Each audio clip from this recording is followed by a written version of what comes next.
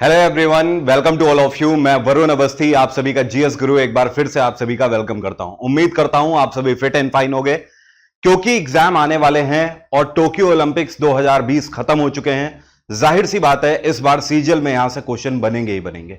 Even CGL के अलावा आप एसएससी का कोई भी एग्जाम दोगे, अगले 6 महीने या 1 साल तक यहां से क्वेश्चन बनते ही रहेंगे। आप आईबीपीएस का एग्जाम दोगे तो भी यहां से आपको क्वेश्चन देखने को मिलेंगे, रेलवे के एग्जाम में भी, और state PCS, Uttar Pradesh police, कोई भी पुलिस का एग्जाम, हर जगह पर यहां से क्वेश्चन देखने को मिलेंगे।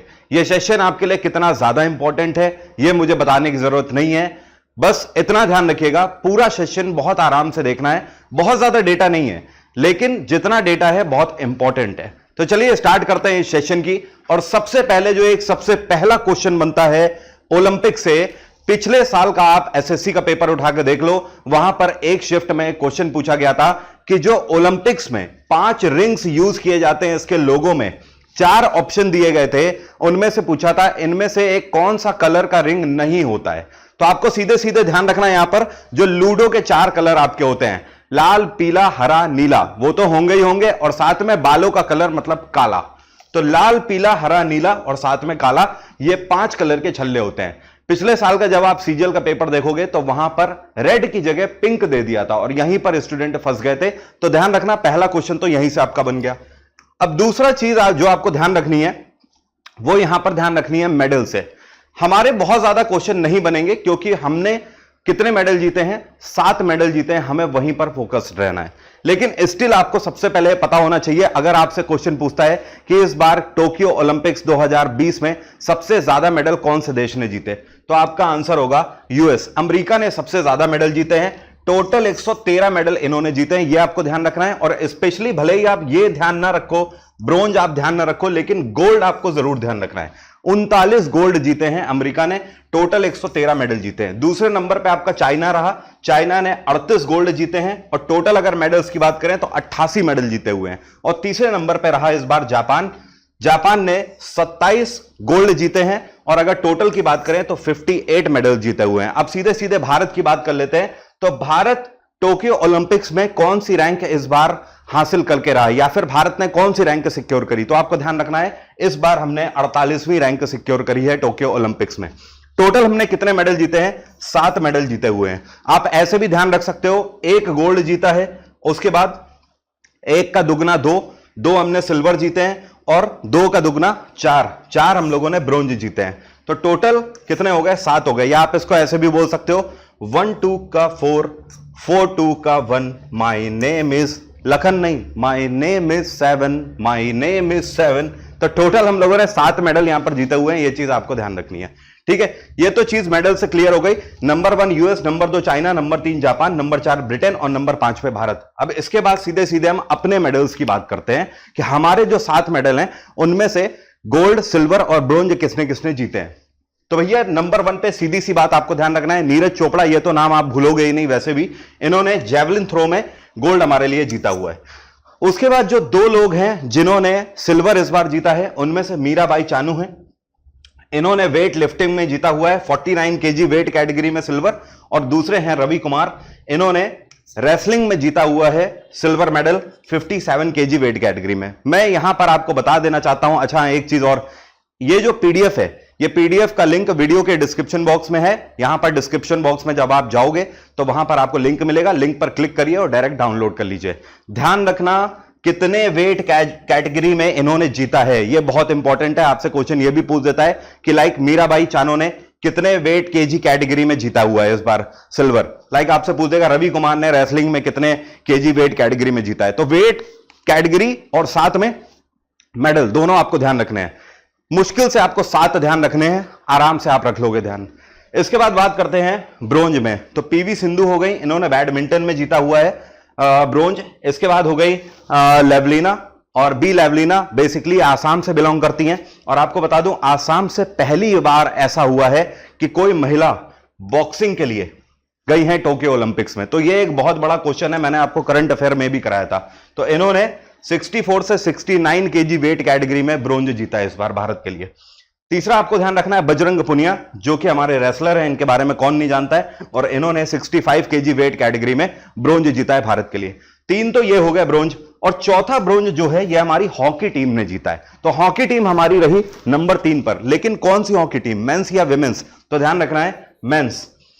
अब ये तो बात हो गई टोटल मेडल्स की। इसके बाद हॉकी टीम पर आपको थोड़ा सा फोकस करना है, क्योंकि दुनिया की नजर होती है हमारे देश में हॉकी को लेकर। जब भी हॉकी की बात आती है ना, पूरी दुनिया हमसे एक्सपेक्ट करती है कि हम मेडल लाएंगे। तो इस बार ध्यान रखना है आपको, मेंस कैटेगरी में नंबर 1 पे रहा बेल्जियम। बेल्जियम ने इस बार हॉकी मेंस में गोल्ड जीता है। उसके बाद ऑस्ट्रेलिया, इन्होंने इस बार सिल्वर जीता है हॉकी मेंस में। और उसके बाद हम लोगों ने इस बार ब्रोंज जीता है हॉकी मेंस में। अगर विमेंस में हम बात करें तो विमेंस में हमने इस बार कोई भी मेडल नहीं जीता है। नंबर 1 पे नीदरलैंड रहा, इन्होंने गोल्ड जीता है। सेकंड पे अर्जेंटीना रहा, इन्होंने सिल्वर जीता है। और थर्ड पे ब्रिटेन रहा, इसने ब्रोंज जीता है। ये तो बात हो गई हॉकी की और हमारे मेडल्स की और टोटल मेडल्स की। अब इसके बाद जो आपके क्वेश्चन बनेंगे ये कुछ दूसरे फैक्ट से बनेंगे, बस ये लास्ट थिंग है, इतना आप और देख लो।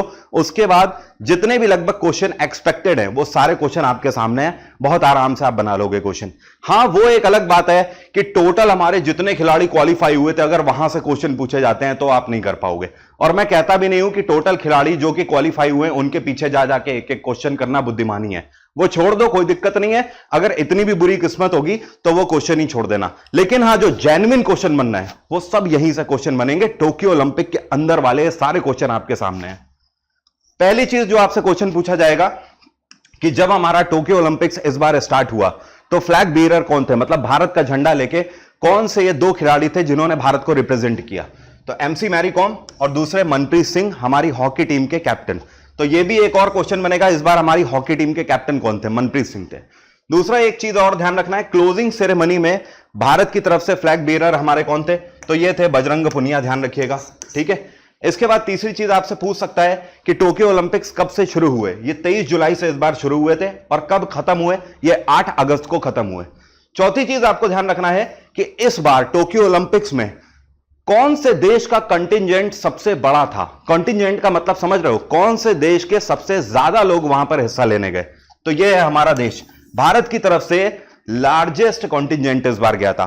टोटल अगर प्लेयर्स की और कोचेस को सबको अगर हम मिला दें तो टोटल 228 लोग टोक्यो ओलंपिक्स के लिए गए हुए थे वहां पे भारत की तरफ से।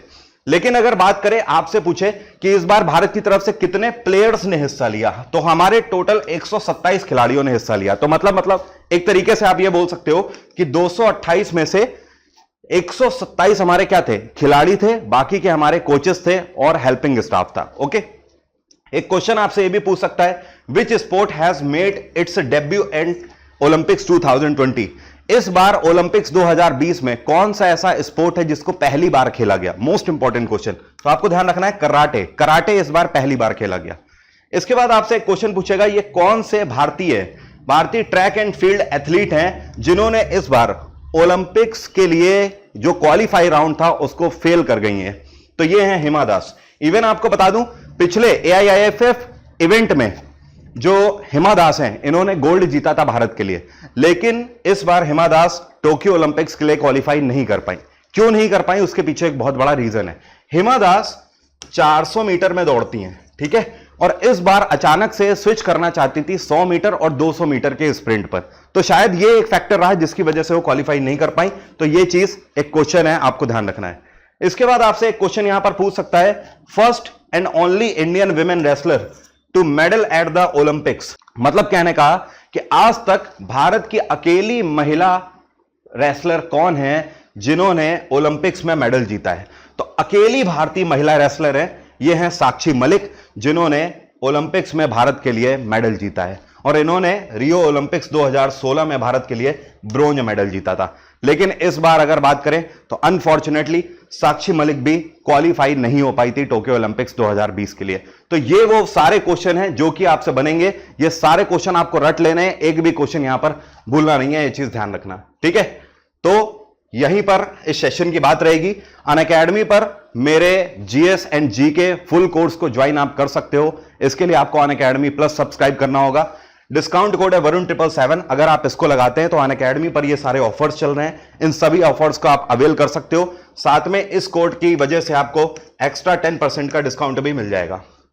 तो आज की बात यहीं तक रहेगी। Bye bye, take care, have a nice day. अपना ख्याल रखिए और पढ़ाई करते रहिए। बहुत जल्द जो फाउंडेशन बैच स्टार्ट होने जा रहा है प्लस पे, अगस्त लास्ट से आप उसे ज्वाइन कर सकते हो अगले किसी भी एसएससी एग्जाम के लिए। साथ में 18 तारीख से अभी करंट अफेयर का बैच भी स्टार्ट हो रहा है, वो सारे फायदे आपको एक ही सब्सक्रिप्शन पे यहां पे मिल जाएंगे। Bye bye, take care, have a nice day, अपना ख्याल रखिए और सुल्तान को मोहब्बत बख्शते रहिए।